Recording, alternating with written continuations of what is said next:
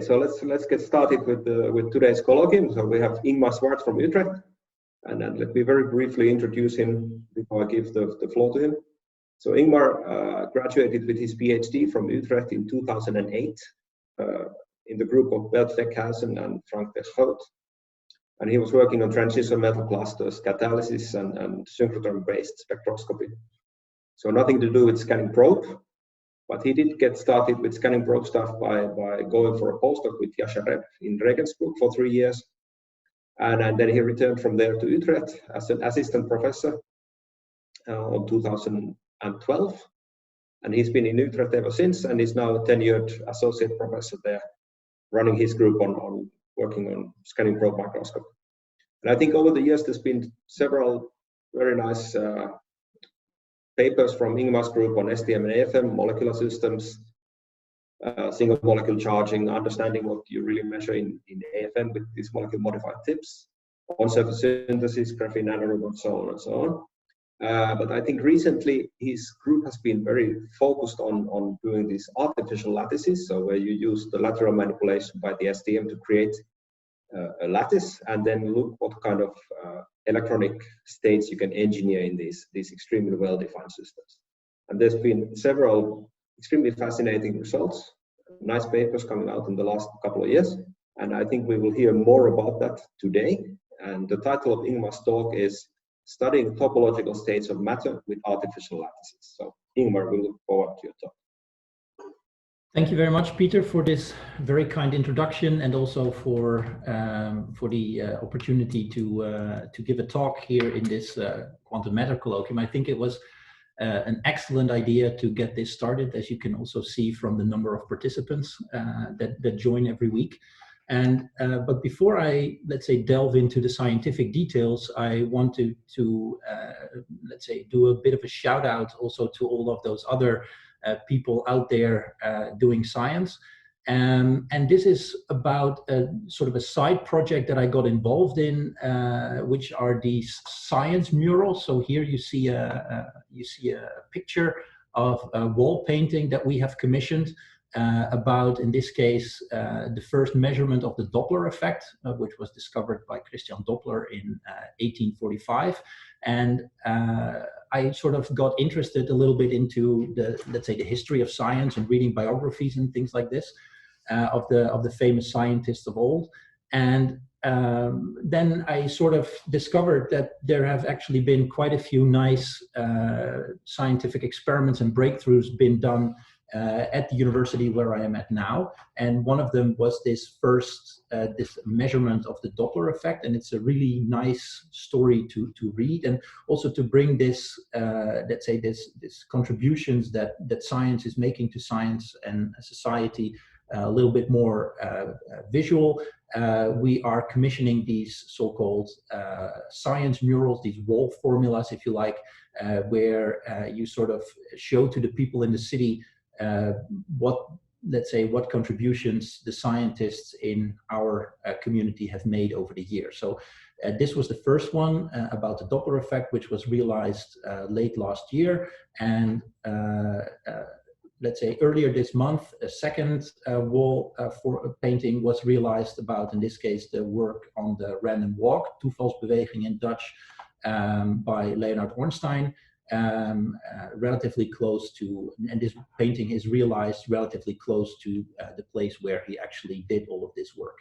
And this is inspired also in a large part by the project by Sensei-Jan van der Molen, physicist professor at Leiden University, where they have done something similar, although a little bit more abstractly, where they sort of highlight the work that was done in Leiden on various things. So this is the Einstein field equation, Snell's law, Lorentz forces. There's different things which have been done, and I think this is a very nice way to do a little bit of outreach in a non-standard way. So if you feel that, or if you actually work in a place where there's also been very nice scientific discoveries, then I think this is a very nice thing to do. You get a lot of very positive feedback from people in society, let's say, but also within the university. And it's also a lot of fun to be involved in. So if you want to get a little bit more information, then the web page that I'm showing you here is the murals.nl website. Oh, now I accidentally clicked it. Which is actually so you can actually, I don't know if you can click it, but I could, where you can find this particular website. You can also look at my website for the Utrecht variety of these things. So I'm very much hoping, together with Senseon, that let's say this idea of creating these science murals will also be picked up by people abroad. Okay. And with that, I want to move to the scientific content of the talk, which will be indeed about topological states and what you can learn about these topological states of matter by using atomically well-defined lattices created by moving around individual molecules on a surface using the tip of a scanning microscope. And this work is, the experimental work is done in my group, and we have theory support from the group of Christiane de Morais-Smith, who is a professor at the Institute for Theoretical Physics, also in Utrecht. And the first thing that I want to do is that I want to talk a little bit about, let's say, topology, and give everybody a little bit of a background such that everybody is on the same page here. And there's different types of topological states, if you like, in the sense that there's different mechanisms which protect or which lead to these topological states of matter. And in many cases, you will hear about topological insulators and the importance of spin-orbit coupling. That is not the type that I will be talking about here. Instead, I will be talking about topological states of matter which actually arise because of the crystalline symmetries that are present in the system. And this is actually a rather old topic. It started by the work of Sue, Schrieffer, and Heeger in the 1970s. In the late 1970s and in the early 1980s, where they were looking at polyacetylene, which is this chain of carbon atoms with alternating double bonds and single bonds, and they were looking at this, and they found that there are actually peculiar states of matter which arise in these chains, which we now call topological states of matter. Okay, so let's have a look at this SSH chain in a little bit more detail. And this is my naive picture of such a chain. And we have sites or atoms, if you like, indicated in black. And then you have these atoms are connected via two types of bonds, either a red bond or a blue bond. And they indicate bonds of different strength. You could say different hopping parameters. Let's label them T1 and T2. Now, you can also see that you have two atoms or two sites per unit cell. And when you call the distance between them to A, then the size of the length of the unit cell is 2A. Okay, now you can rather easily write down the type binding Hamiltonian for this system, which is indicated here. And when you diagonalize this Hamiltonian, you get this particular expression for the dispersion relation. And again, this is nothing new or nothing fancy. But what you can see from this is that as long as T1 and T2 are different, so if they have different values, so if the bonds have different strength here, then you can see that there's actually a band gap in this system. And this is actually the picture of the band structure of this polyacetylene chain that I took from one of these early papers of Sue, Schrieffer, and Heeger.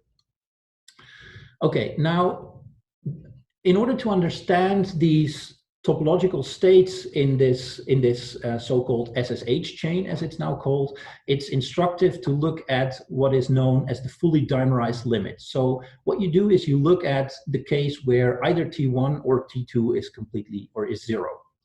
And the first case that we are going to look at is T2 is equal to 0. So now the blue bonds have completely disappeared. And what you can see is that we have a collection of dimers, okay?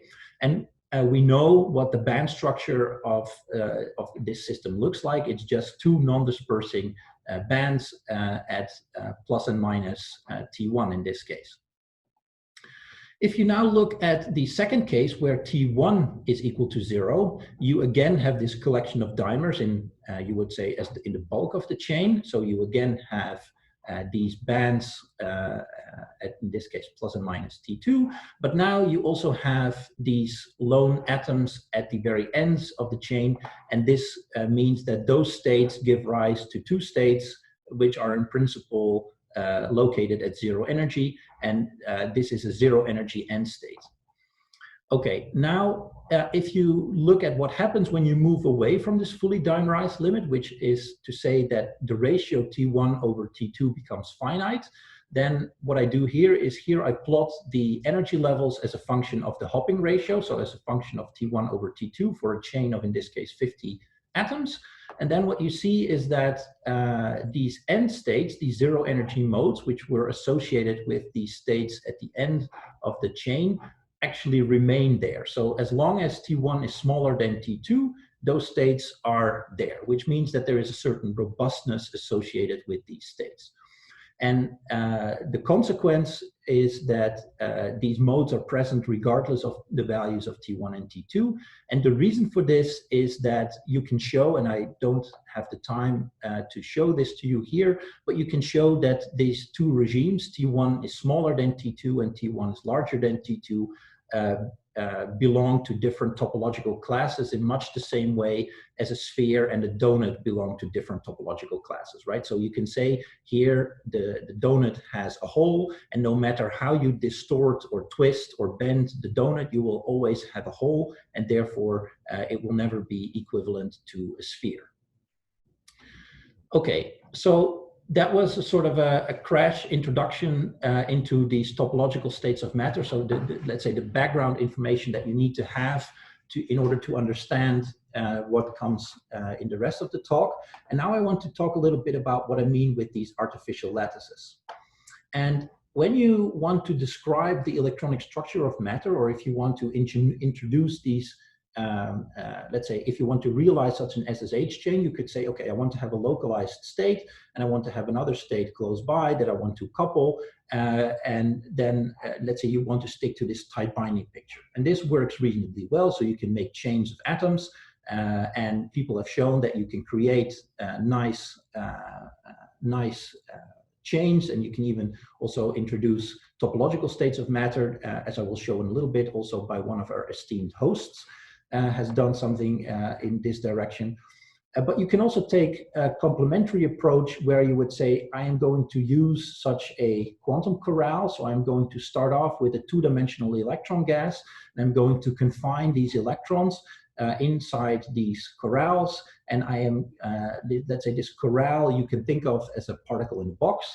And a particle in a box you can think of as a type of an artificial atom. So when you start coupling these quantum corrals, you can think of this as coupling artificial atoms, and you can translate this picture on, let's say, which is based on this free or nearly free electron model, and you can directly tie that to a tight binding picture.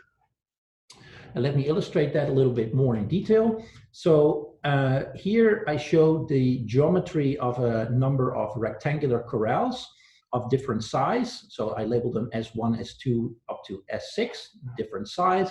And then when you take differential conductance spectroscopy in the center of the corral, you see that as the box gets smaller, the peaks shift to higher energy. And you can plot this in a little bit more in a different way, where you plot the peak energy, which I now label here the on-site energy, as a function of this quantity here, nx and ny being the quantum numbers, and lx and ly being the sides of the or the box length in the x and the y direction.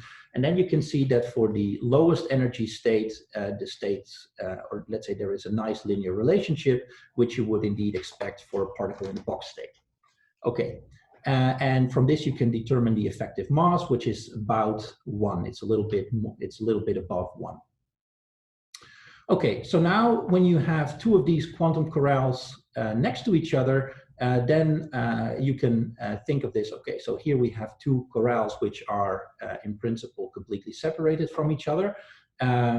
and by tuning the size of these corrals, you can tune the on-site energy. And we have shown in the past that, let's say, the lowest energy state is, you can think of that as an S-type state. The next higher state you can think of as a P-type state, etc. Now, what you can do is you can, for example, remove now 2 of these atoms from the center of this box.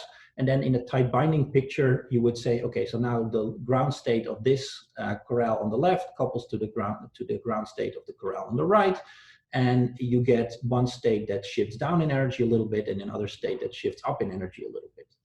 And if you look at this from a tight binding perspective, then these are the energies associated with this, where epsilon is the on-site energy, T is the hopping energy, which is effectively the bond strength, if you like to think of it that way. And then you have a term here which is known as the orbital overlap, which is essentially the same matrix element as T, just minus the Hamiltonian in the middle. And it's actually very important to include this term S in the description of this system here. So sometimes, especially in the theoretical physics literature, people often omit this value of S and simply say that the difference between the bonding and the anti-bonding state here is simply 2T, but that's actually not the case when you incorporate this orbital overlap.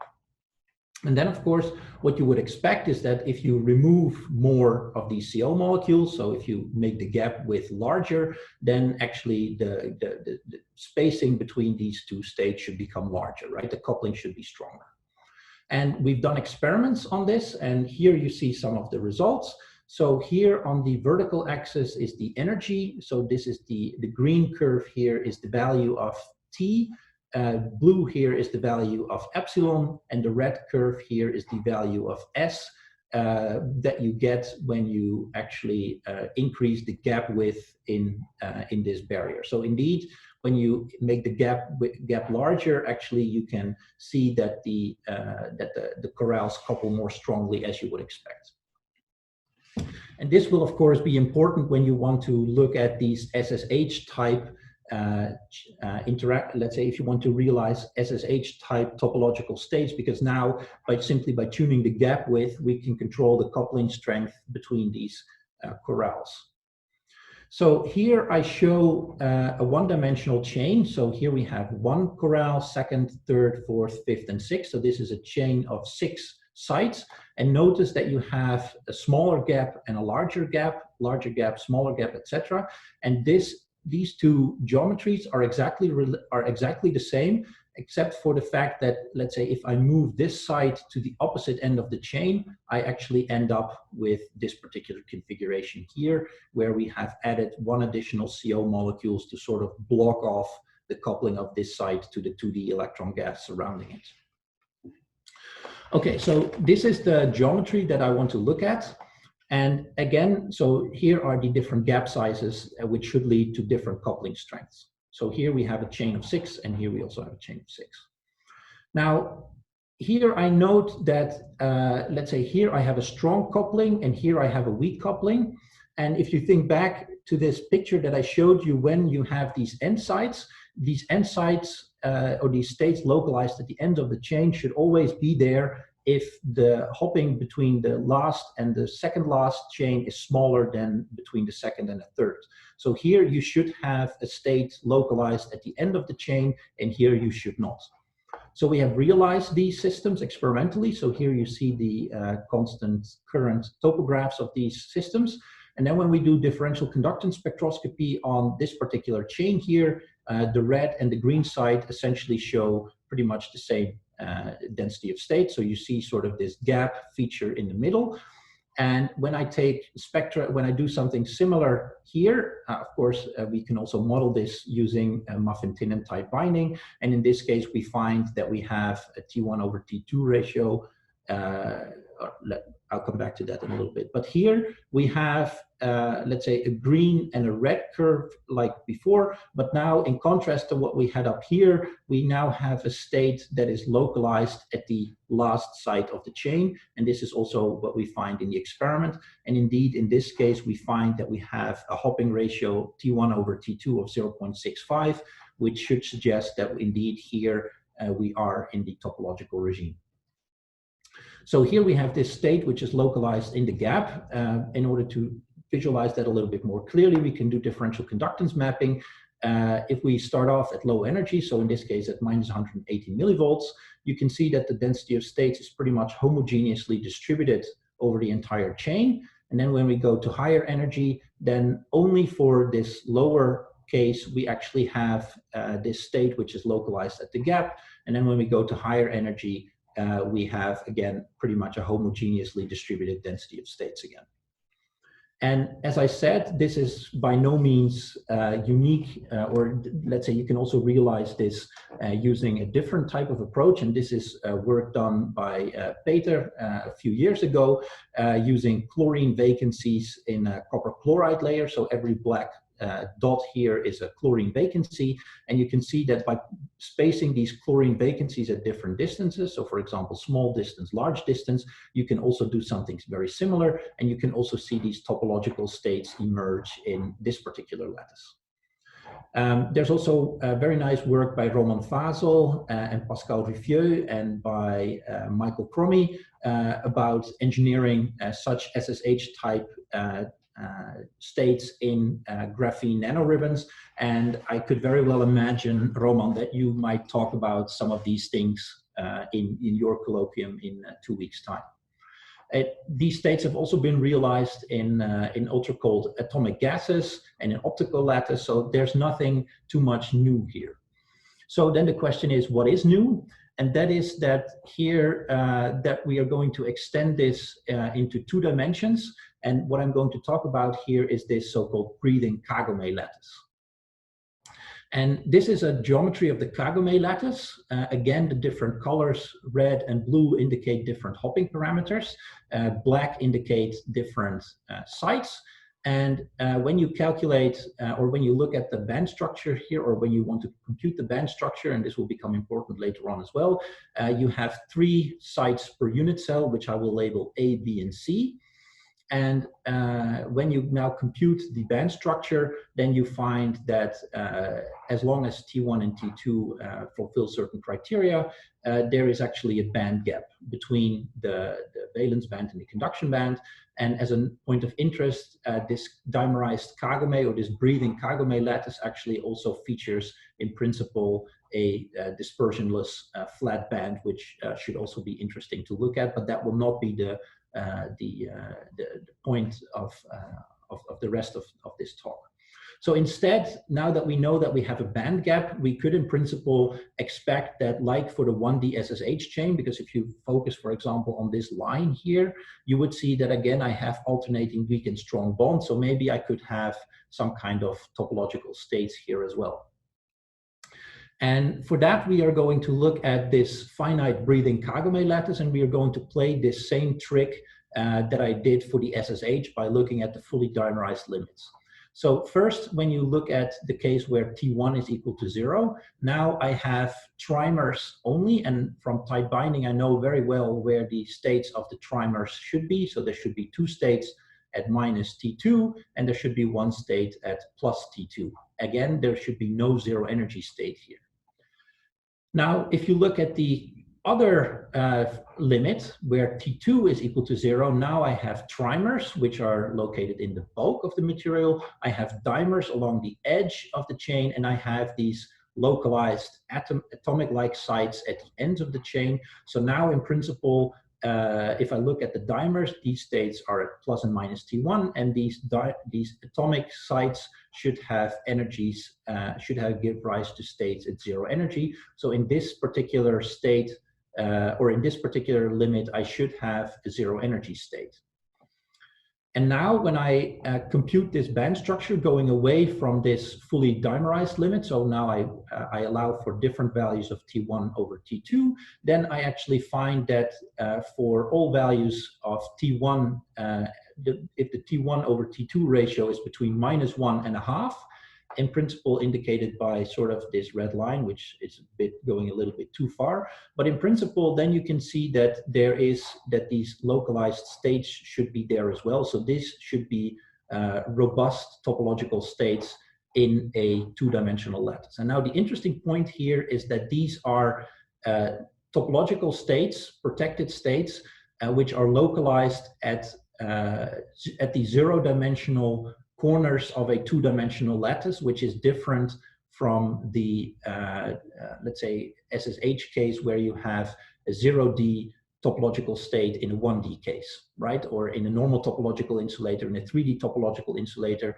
you would have topological states living in, let's say, one dimension below that of the dimension of the bulk. So if you have a 3D topological insulator, you would normally have a 2D surface state, or if you have a 2D material, you would normally have a 1D state running around the edge. But here we have a 2D material where we should have robust states localized at the corners, so at 2 dimensions lower than in the bulk. So what I will do now is I will color code this a little bit in order to compare the, let's say, the experimental differential conductance spectral label a little bit. So sites in green are the bulk sites. Sites spectra indicated in yellow correspond to spectra taken along the edge, and spectra indicated in blue correspond to sites indicated, or to spectra indicated on the corners. And again, another way to think of this is that you can think of this as each edge is a perturbed SSH chain, right? So we can realize such an electronic kagome lattice. So here is a constant current topograph of such a lattice.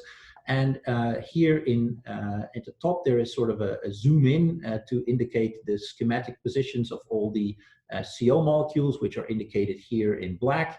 And each, let's say, open circle here in the back represents a copper atom. And then you can see here we have a smaller gap, here we have a larger gap, so this should be a smaller coupling, here we should have a larger coupling, etc.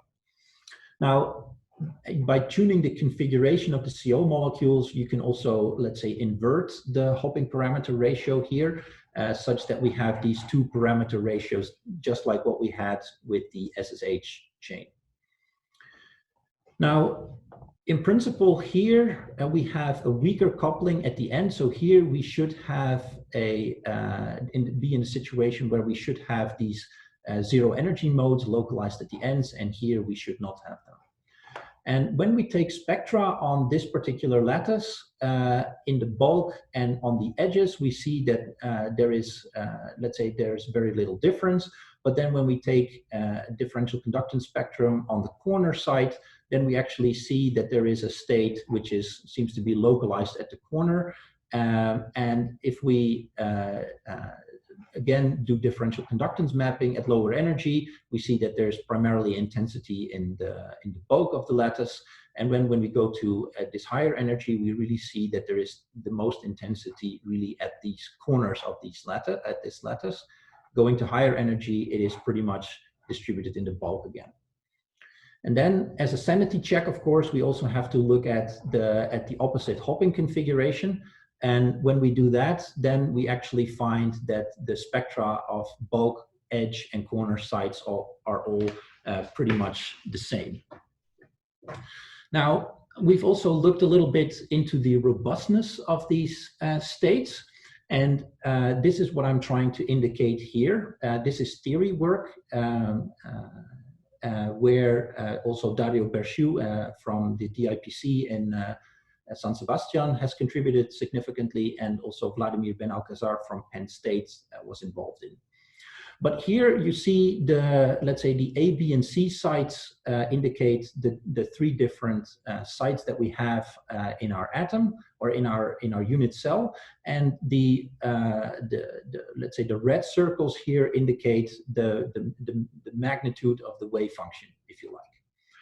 So if you look at the site which is localized on this C sublattice, so if you look at the corner mode which is localized on the C sublattice, so here at the top of the triangle, if you like, then you see that in this particular regime, this wave function is completely localized on the C sublattice. Okay, so there is no wave function amplitude on A and B sites. Now, when I couple A to A sites in my tight binding Hamiltonian, And these couplings are actually present throughout the whole lattice, but I just indicate them here because otherwise the picture would be completely clouded.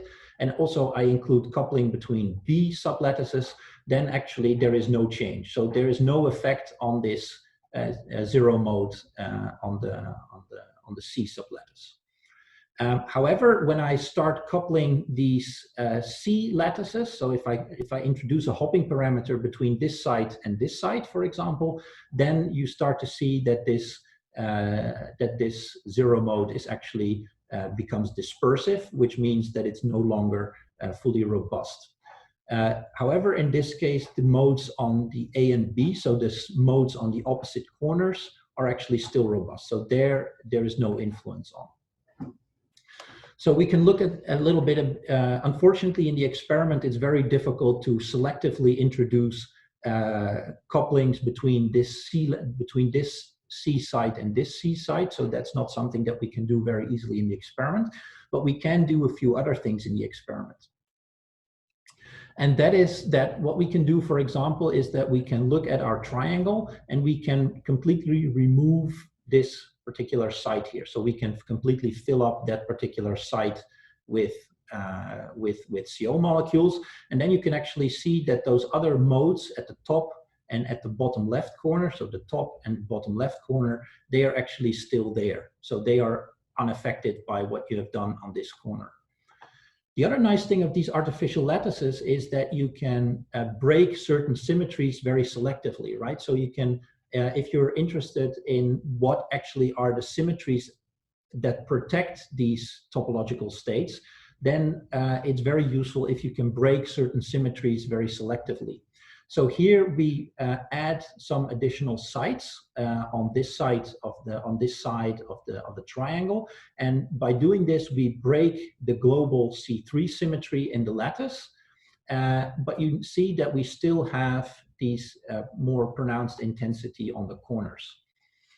And again, if you also then break the C3 and mirror symmetry, so now we have added yet an additional site on this position A here. You now have broken C3 and mirror symmetry globally, I have to say, but you still have these intensities on the corners, and actually now you have also introduced yet another corner mode in this particular lattice. So you can use these artificial lattices really to let's say to probe protection mechanisms in quite a bit more detail than you would be able to in real materials, let's say. And that also brings me to the second topic that I want to talk about, which is about the boundary states of topological crystalline insulators. Yeah. So sorry, Ingmar, can I ask you a question before you go on? Yes. Yeah, so if you bring the phase diagram up, you have a couple of slides ago. So this ratio, yeah, this one. So did I miss something, or what does this negative side of T1 over T2 mean? I mean, I guess experimentally they'll have both the same sign. Yeah, so I mean, of course, I mean, in principle, these numbers can differ, right? So they can also, in principle, have a different sign.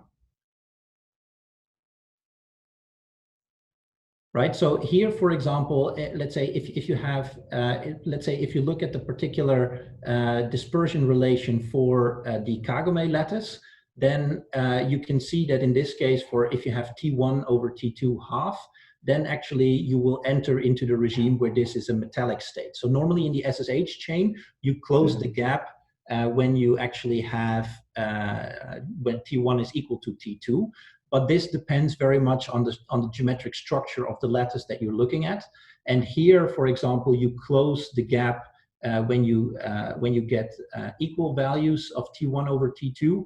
And also, if you have negative, let's say if T1 is equal to minus T2, you also close the gap.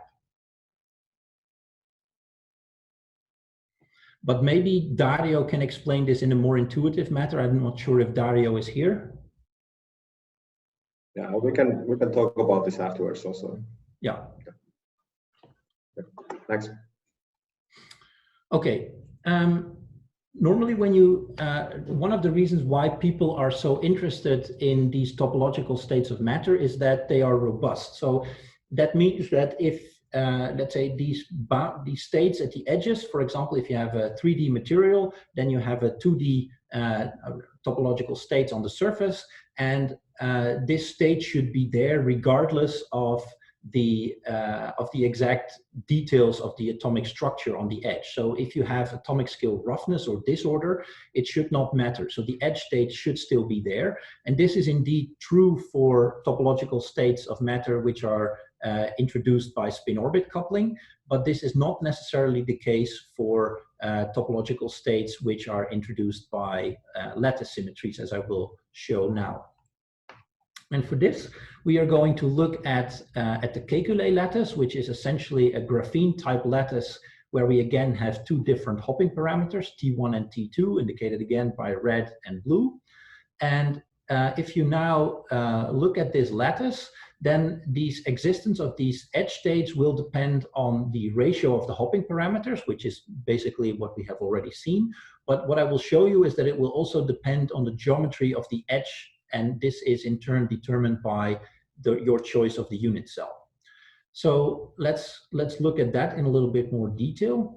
So here I have a, let's say, drawn a larger part of a kagome lattice. And then when you want to do when you want to calculate the band structure of this particular material, you have to choose a unit cell. And there's, as we all know, you can choose this in different ways. There's no unique way in which you can choose the unit cell. So let's assume that we choose this particular parallelogram that I've indicated, or this diamond shape that I've indicated in green here. And now when you propagate this material, then, or if you propagate this unit cell in the horizontal direction and in the downward directions, then this is the particular edge geometry that you get, okay? And I will call this the molecular zigzag edge. So depending on your choice of the unit cell and how you propagate this unit cell, you will get a different, let's say, geometry of the edge, okay? And if I now do a band structure calculation, then I find that if, let's say, in a ribbon geometry, so now, let's say there's edges in this band as well. So if I now have T2 is larger than T1, this is the band structure. And if I have T2 is smaller than T1, I have this topological states which live in the gap pretty much in the same way as I had before, okay? But I can do the same trick again. So instead of taking this particular unit cell, I could have also taken this as my unit cell, okay? So if I do that, then I also propagate this unit cell in the horizontal direction, and I include everything below. And now I have a different geometry of the edge. And I will call this a partially bearded edge following the theory work where these names were first introduced. Okay, and now if I do the same type of calculation, now actually there are, if I do the calculation for T2 smaller than T1, actually there are no edge states for the same parameter ratio as I had before. And note that the bulk is actually still completely the same. So the only thing that has changed is the geometry of the edge, but now these edge states are no longer present. And now when I invert the hopping parameter ratio, I will show you that these edge states are again present. Now, this kagome lattice has actually already been realized in 2012 by the group of Hari Manoharan in this seminal Nature paper of his. And here you can see that that he looked at the graphene lattice, and then he modified the design to include tetramers of CO molecules here, and then that there is an opening of the band gap. However, he did not investigate the edges, and this actually, the hopping parameter ratio that he has here actually corresponds to the trivial design. So he should also not have had any of those edge sites or edge states, sorry. Now, we have modified the design a little bit differently, or we have modified the design, and I indicate them here. So here we have the configuration where we have a central hexagon of 6 CO molecules, and they are surrounded by, in this case, 6 tetramers of CO molecules. And you can see that the gap here is smaller than the gap here. So here I would have a stronger coupling than I would have between these sites. Okay. I can also do it the other way around. So here I have just one CO in the center, and I rotate these, and now the coupling between these sites should actually be quite a bit stronger than between those sites. Okay, and now we are left with the situation that we want to have 2 hopping ratios and 2 edge geometries, which means that we have to build 4 lattices. One, let's say the 2 times partially bearded edge, 2 times the molecular zigzag edge, and once in the parameter ratio T2 smaller than T1 and once T2 larger than T1. And these are the exact geometries that we have used to actually realize these edges. And here you can see, for example, that we have a relatively narrow gap here, and here we have a wider gap. So you can see that we have that this should in principle give rise to these lattices that we want to, or to the lattice that we actually want to build. Now here is the experimental realization of these 4 lattices. So here we have these partially bearded edges, which you can recognize by these protrusions here along the side. We've decided to build a triangular lattice such that we can locally respect, or let's say that all the edges of the material are completely identical. And here we have the 2 different hopping parameter ratios. So let's first look at this first parameter ratio, so T2 smaller than T1 for these 2 different edge sites. So if we now take spectra on the edge or in the bulk, we see that there is now intensity on the edge where there is no intensity in the bulk, and this is also reproduced by muffin tin and tight binding calculations. And when we do the exact same calculation on let's say the same bulk structure, but now with a different edge, we actually see that there is no edge state in this particular lattice. Although it's the same parameter ratio, the only difference is the geometry of the edge. And also when we take differential conductance maps at these energies, you can actually see that only for this triangular lattice, which is terminated by this partially bearded edge, we actually have this edge state, which we don't have for this molecular zigzag edge. Then we can ask the question, what happens in the opposite parameter ratio? So if T2 is larger than T1, so this is this particular configuration, and we do the same type of experiment. And now we actually see that we have quite a bit more intensity on the edge for the molecular zigzag, and the differences between the edge and the bulk of the partially bearded one are actually much smaller. So there appears to be no edge state for this bearded edge now, whereas there should be an edge state for this zigzag edge. And this is exactly the opposite to what we have actually observed for this opposite parameter ratio. And now indeed, so when we take differential conductance maps, we actually see that there is now this edge state running around the molecular zigzag edge, and there is not really any pronounced intensity on the partially bearded edge. With that, I would like to conclude by saying that I think this system that we have used, so the CO on copper one-on-one platform, is actually a very useful platform to actually study topological states of matter. And I've shown you 3 examples. So we started off with this SSH chain, and we looked at this breathing kagome lattice, where we found that we have relatively robust 0D states in a 2D lattice.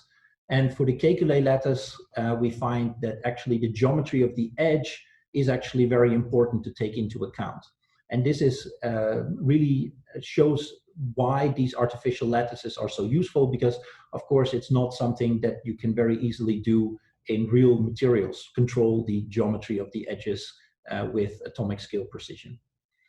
I would like to acknowledge Marlou and Sersha, who have done most of the hard work in the lab. And also work by Stefan to automate this, this construction of these lattices. And the theory was done by Sander Kemkes for the kagome, by Jette van den Broeke for the kagome lattices, with for the kagome support from Vladimir and Dario, as I already mentioned, and funding comes from these two organizations. And thank you very much for your attention. Thank you, Ingmar, for the very nice talk. So now we have time for questions, and so you can use the raise hand button that you can find it in participants, more, and raise hand. Yep. Yeah, so there's a question by Leo already. Leo, please. Oh, thanks, Ingmar. Great talk. So I have a question. So what was not super clear to me is, okay, so the edges you can also design a little bit different. So where exactly you put your CO atoms. So in the first linear slide, you had to put some, or you did put some in the end for the one case, but in the other case you didn't. And also for the kagome lattices, no? Yeah, so here, yeah. So so to me, it doesn't seem completely obvious how you design the termination exactly.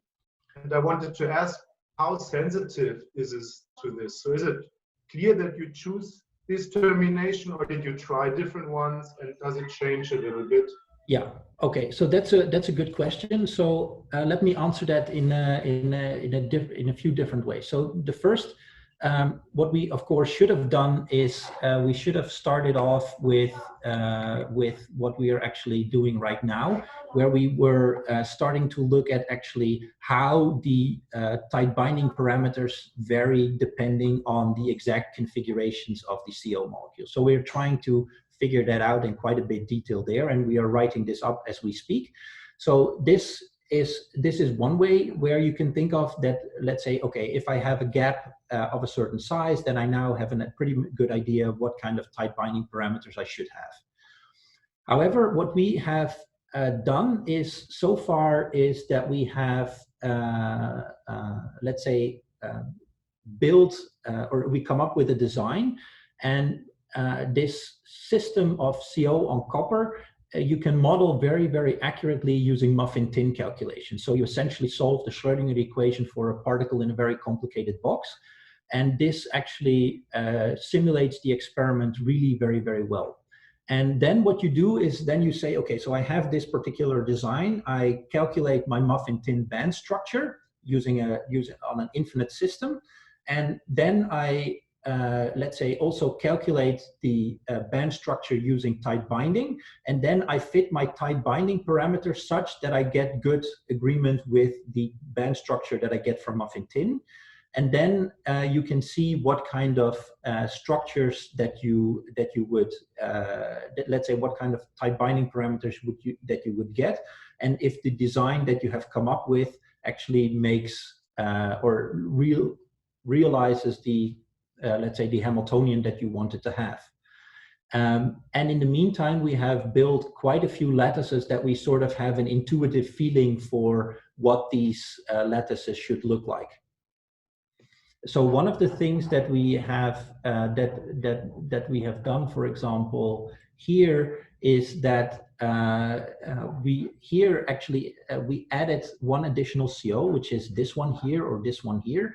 And this CO is there to minimize the coupling between the surrounding 2D electron gas, which is of course also still there, and this last side of the chain. So for example, we have found that if you look at a corral that is completely closed off, let's say in this particular configuration, or if you have two corrals really close to each other, then there really is no coupling. So if you really have a full barrier surrounding your, if you completely close this off, then there is the coupling to the outside world is virtually zero.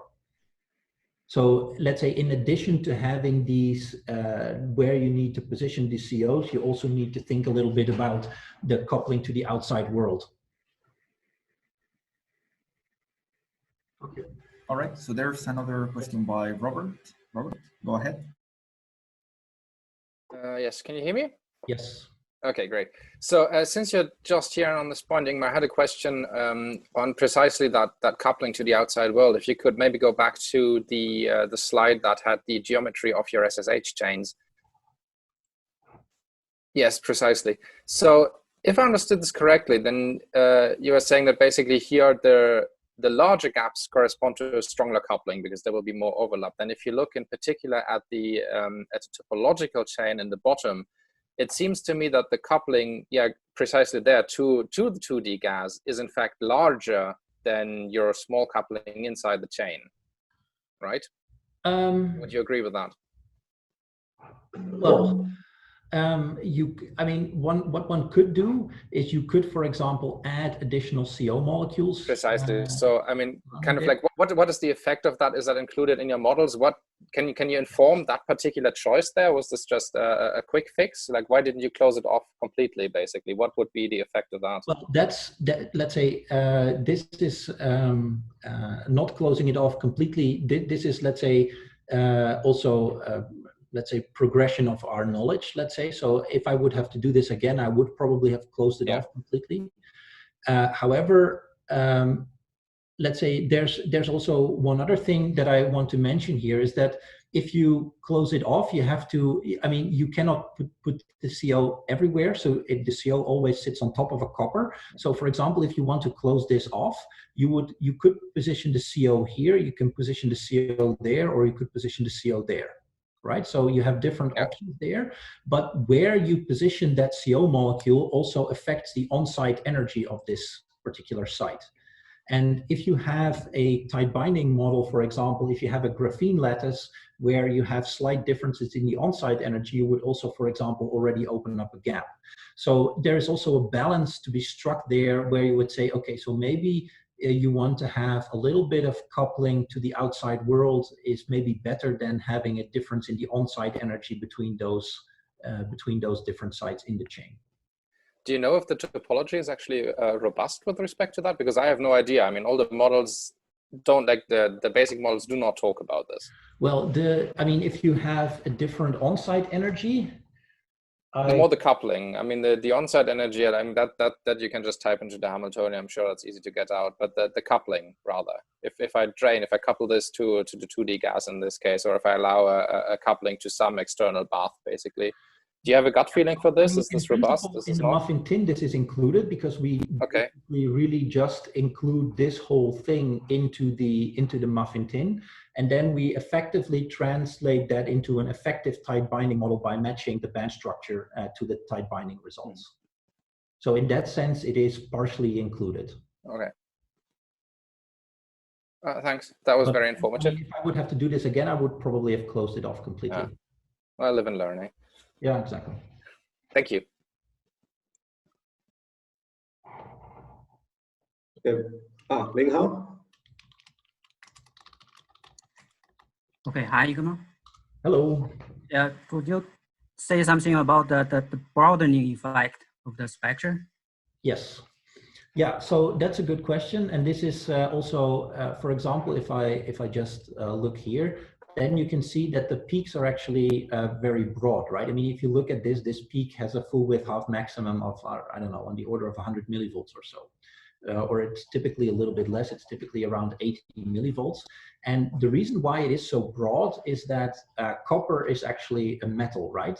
So this surface state actually lives in a quasi gap in the band structure of the copper. So if you look at the copper band structure, there is actually a quasi gap around the gamma point, which is where this surface state lives. So if you go to a K point, or to, let's say, the edge of the Brillouin zone, there is a continuous density of states, which means that if you have these CO molecules on the surface, they actually also, let's say, okay, how you should think about this is that you have electrons on the surface, these 2D electron waves, and they scatter off of the CO molecules, and they backscatter, and then you get these standing wave patterns. That's all okay, but there's also a finite probability for it to scatter to a bulk state, right? Because there are bulk states at the same energy.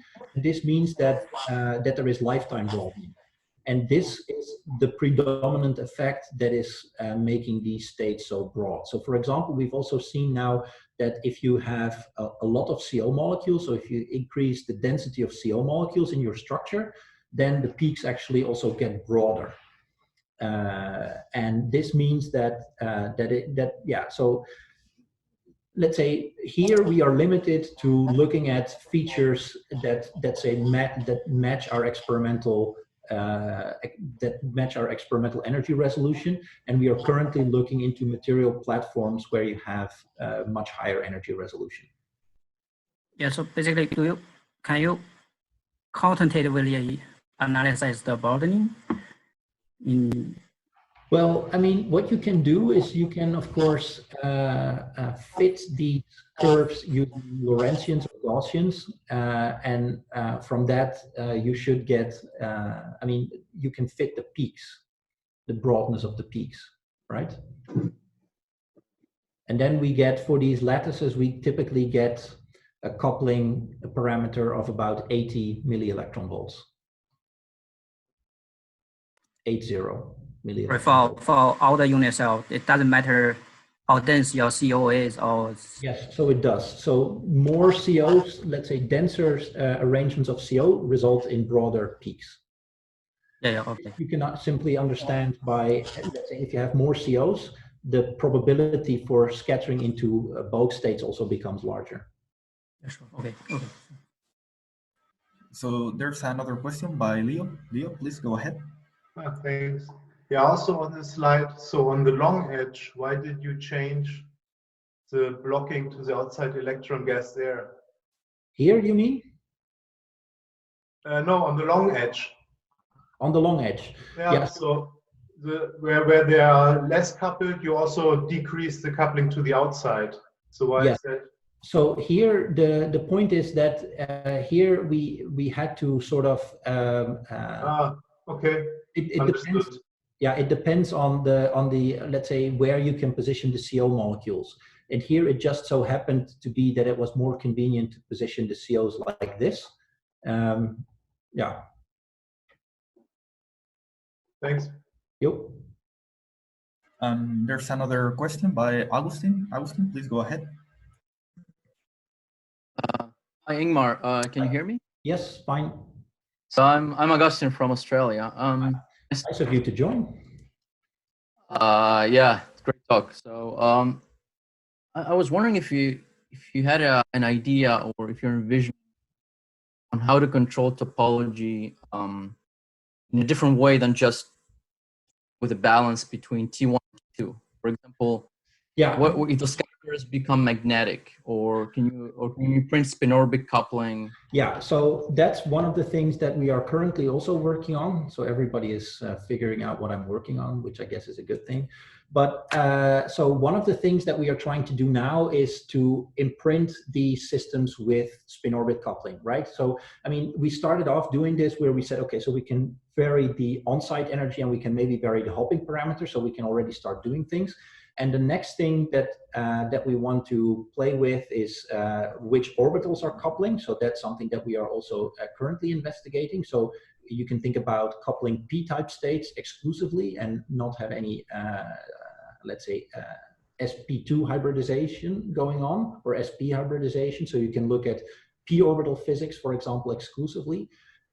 We can also, and the next thing that we want to do is we want to see if we can imprint this this 2D, let's say this procedure with spin orbit coupling. So can we have surfaces, so can we have 2D electron gases with strong spin orbit coupling, for example? For that, we cannot use the CO on copper system because they're simply, the spin orbit coupling is simply too weak, but it's definitely something that, that has our attention. But you would need to go to a different material platform. So one of the things that you could think about is, for example, using for example, a bismuth surface where you have very strong spin orbit coupling and it has a surface state. But there you have to figure out how you can do manipulation. If it actually, you first need to grow these films, and then you have to figure out what kind of, if you can do the manipulation, and if so, how. So there's quite a bit of work involved in going to different material platform. I see. Yeah, thanks a lot. You're welcome.